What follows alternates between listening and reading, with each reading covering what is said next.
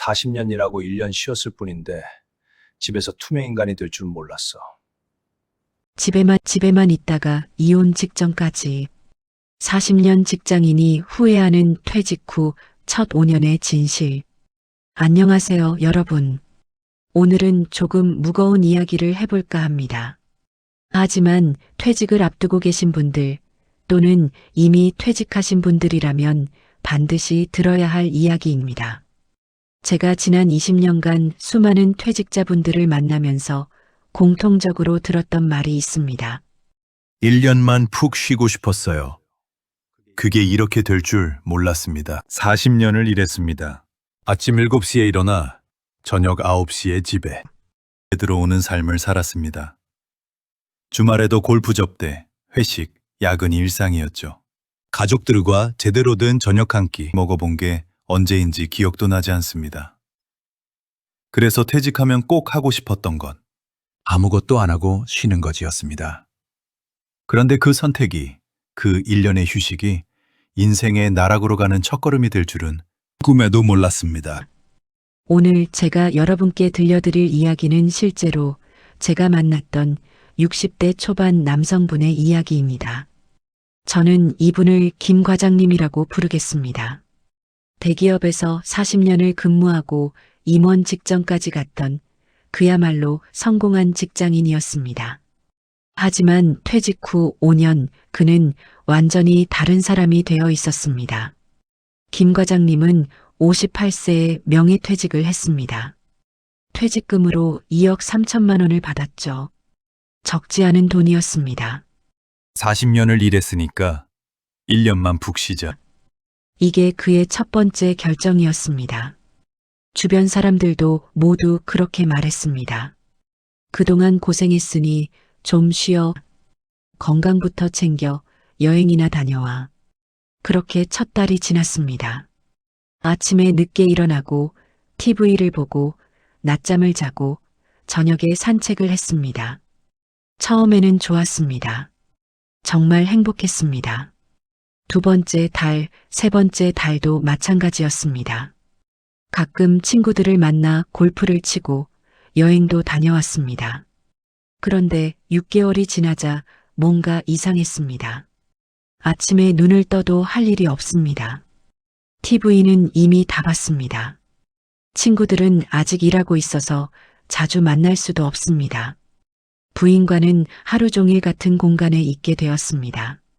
40년간 얼굴 보기도 힘들었던 부부가 갑자기 24시간 붙어 있게 된 것입니다.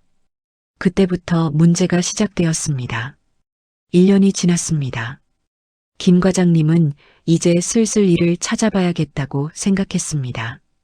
그동안 충분히 쉬었으니까요. 이력서를 넣기 시작했습니다. 40년 경력, 대기업 부장 출신, 해외 주재원 경험까지 화려한 스펙이었습니다. 하지만 연락이 오지 않았습니다. 한 달이 지나고 두 달이 지나도 단 한 곳에서도 연락이 없었습니다. 결국 아는 지인을 통해 한 중소기업 면접 기회를 얻었습니다. 그런데 면접장에서 들은 말은 충격이었습니다. 경력이 화려하신데요. 근데 60세. 넘으신 분을 왜 뽑아야 하죠? 젊은 사람 월급에 2명 뽑을 수 있는데요. 그 순간 김 과장님은 깨달았습니다. 자신의 40년 경력이, 그 화려한 이력이 이제는 아무 의미가 없다는 것을요. 더 큰 문제는 1년이라는 공백이었습니다. 1년간 뭐 하셨어요? 라는 질문에 제대로 된 답을 할 수가 없었습니다. 푹 쉬었습니다라고 하면 상대방은 일할 의욕이 없는 사람으로 봤습니다. 재충전 시간을 가졌습니다라고 하면 쉬다가 돈 떨어져서 온 사람으로 봤습니다.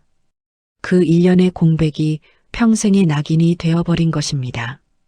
김 과장님의 통장에는 여전히 2억 원이 넘는 돈이 있었습니다.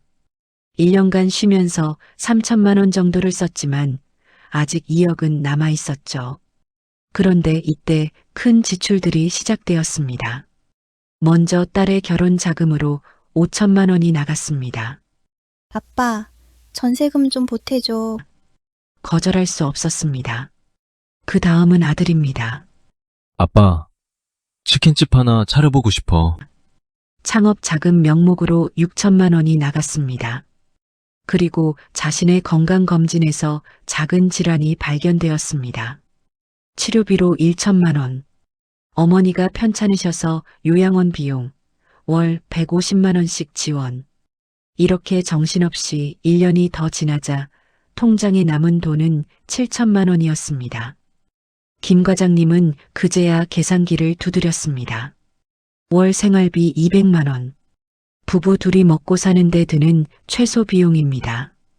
여기에 건강보험료, 통신비, 각종 공과금까지 하면 월 250만 원은 필요했습니다. 7천만 원을 250만 원으로 나누니 28개월 2년 반이었습니다.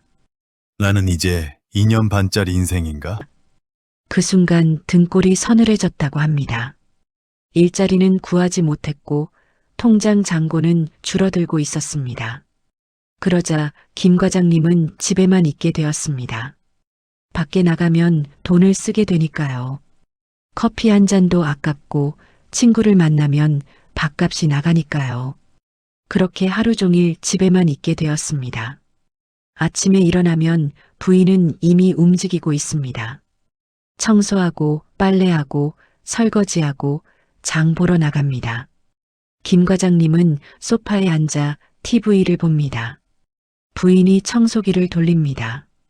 여보, TV 소리가 안 들려. 하면 아내는 대꾸도 하지 않습니다.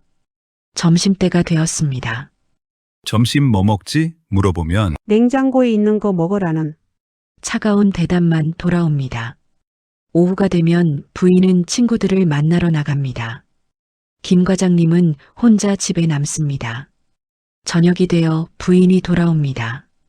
저녁을 준비하는데 김 과장님이 내가 도와줄까? 하면 됐어, 부엌 줘봐라는. 말만 돌아옵니다. 이런 날들이 반복되자 부부 사이의 대화가 사라졌습니다. 그리고 작은 것들이 싸움의 원인이 되기 시작했습니다. 왜 하루 종일 집에만 있어? 답답해 죽겠어. 나가려면 돈이 있어야지.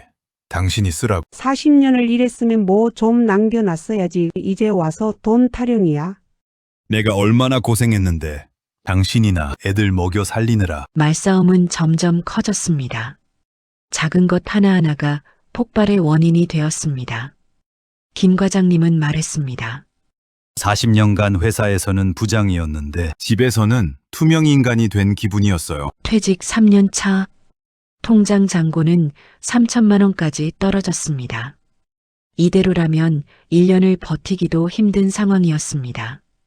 김 과장님은 더 이상 버틸 수가 없었습니다.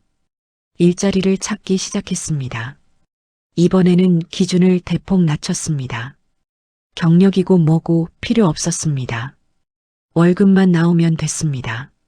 편의점 알바, 아파트 경비, 주차관리원, 택배 상하차 가리지 않고 지원했습니다. 그런데 이것마저 쉽지 않았습니다.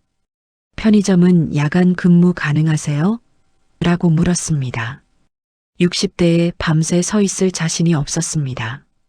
아파트 경비는 한 달에 4번. 당직 있는데 괜찮으세요? 몸이 버틸까 걱정되었습니다. 택배 상하차는 하루에 박스 2,000개 정도 옮기는데요. 허리가 먼저 항복했습니다. 그렇게 한 달을 찾아다닌 끝에 겨우 한 곳을 구했습니다. 학원가 주차관리원이었습니다. 월급 180만 원. 40년 전 신입사원 때 받았던 월급과 비슷한 금액이었습니다. 첫 출근 날 김 과장님은 노란 조끼를 입었습니다.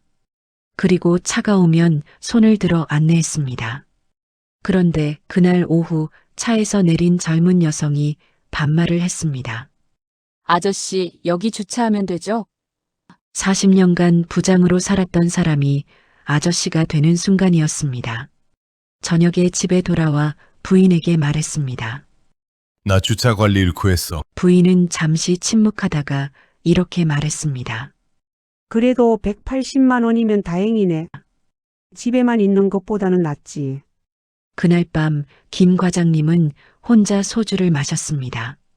40년의 경력이 임원 직전까지 갔던 커리어가 이렇게 허무하게 끝나는 것인가 하는 생각이 들었습니다. 그런데 신기한 일이 벌어졌습니다.